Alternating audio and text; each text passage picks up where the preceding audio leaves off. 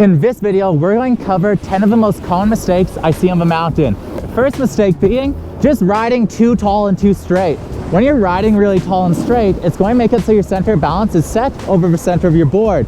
That gives you no ability to control, making it so you're in a passenger mode. What you want to be doing is adding a little bit of bend to your legs, because that's going to let you go and engage your edge. Whenever you're snowboarding, you almost never want to be riding flat base, because that flat base has no control.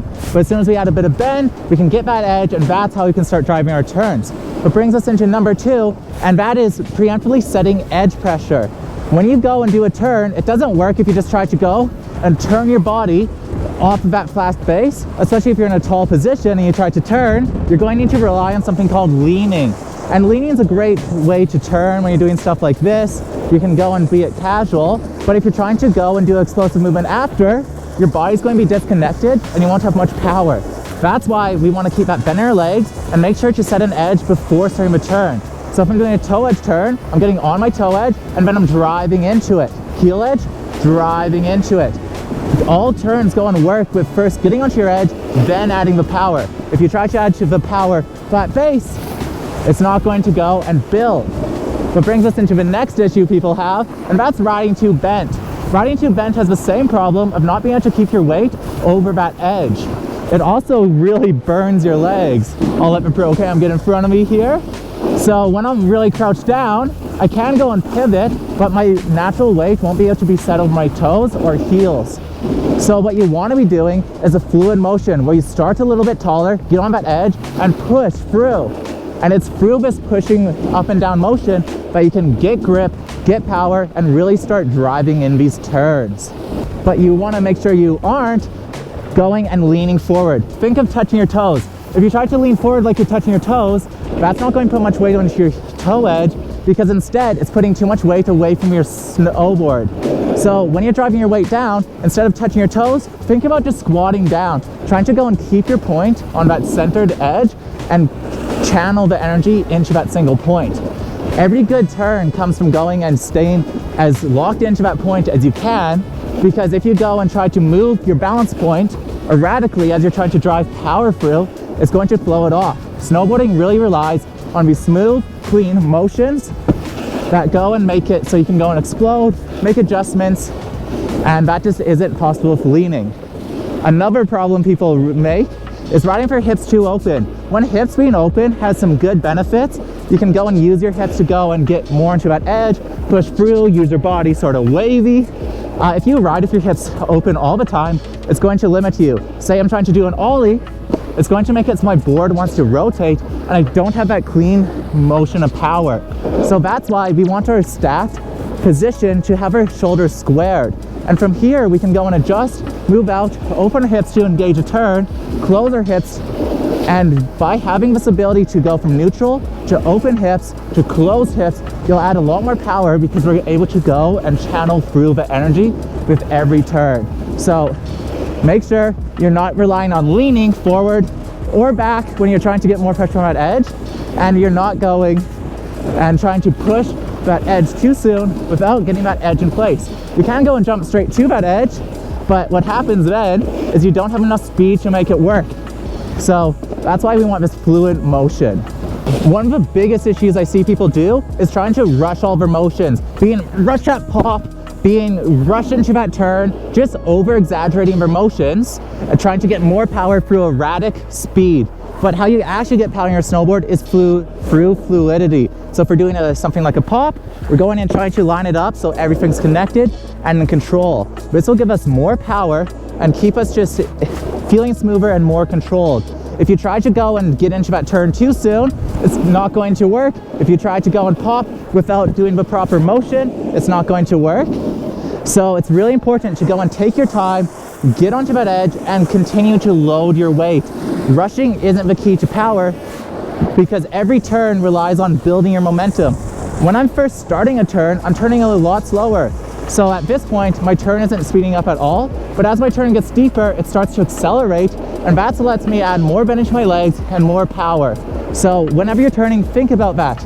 It starts slow, and as you go and get deeper into the turn, it accelerates you, letting you to put more weight onto that edge while staying balanced Same with jumping. If you just try to jump, you're not gonna have much power, but by channeling the flow through the board, you can go and get a controlled pop. This brings us into some more freestyle issues. The first one I see is people doing something called a two-footed jump. That's when you go and jump up just like you would if you weren't on a snowboard. This is pushing off both legs at the same time, making it so your board leaves off the ground in one motion.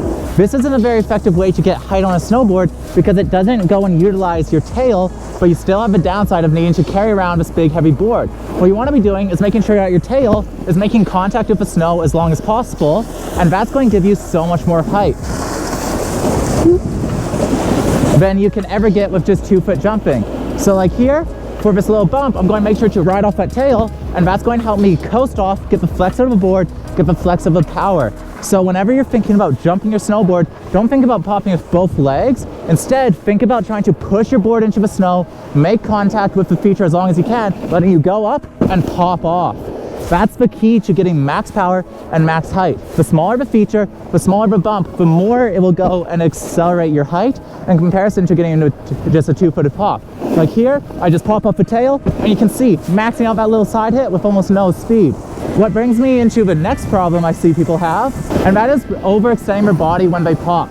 If you go and jump and let your whole torso extend and get tall, it's going to disconnect your core, making it so you don't have any ability to micro control your snowboard. So what you want to be doing is making sure that you're never going and extending past a little bit of motion that'll let you go and stay in your stacked tight position. We want to leave off the balls of our feet.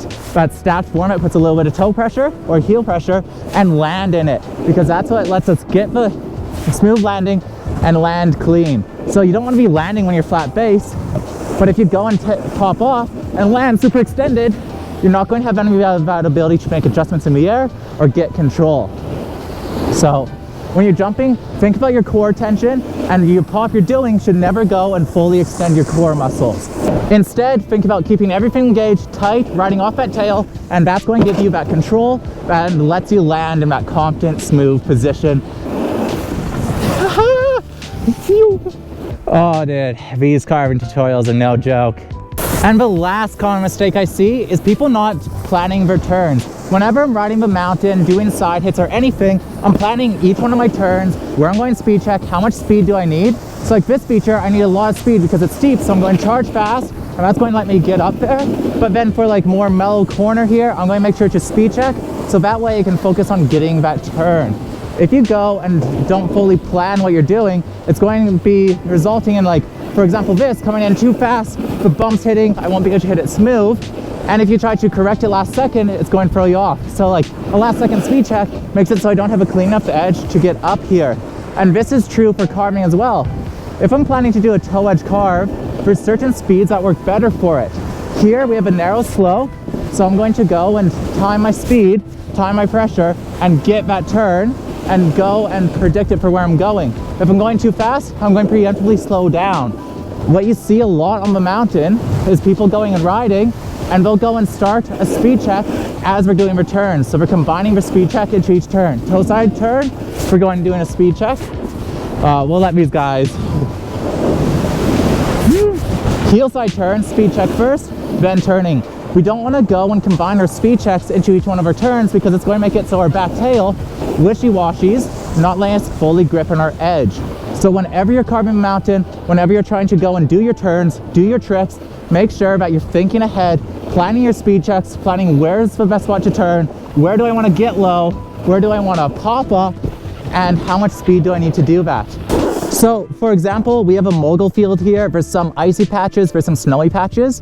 I'm going to try do my speed checks in the snowy patches so I can go and stay straight and stacked on my board in the icy patches and control my speed before getting to the feature so I can ride off in that stacked position, keeping my weight set. Being good at snowboarding means you're good at shifting between these balance points, connecting your energy, and you can't do that if you're not planning ahead or you're setting yourself up for failure. So let's drop in here, and we have a little bump here, so I'm going to preemptively slow down on that ice. We're going to pop up. I see another bump, so I'm going to slow down, do another slow down so I can pop, and then I'm going straight on that little bit of bumpy flat light because I don't want to be edge for that. For here, we got a ridiculously icy section, so I'm going to look around for soft snow. I see a patch of soft snow here, slow down. I see a soft patch of snow over here, use that to slow down. Using these little bits of terrain to plan my turns, my carves, will just make it so I can go and stay in control and stay smooth across the whole mountain. And that is 10 common mistakes I see all the time on the mountain. Fix these mistakes in your riding, even if it's just a couple of them, and it'll make you such a better snowboarder. Thanks for watching this video. If you want to support the channel, you can comment a little snowboard emoji down below, help boost engagement, and we'll be back at it with another video soon. Thanks for watching.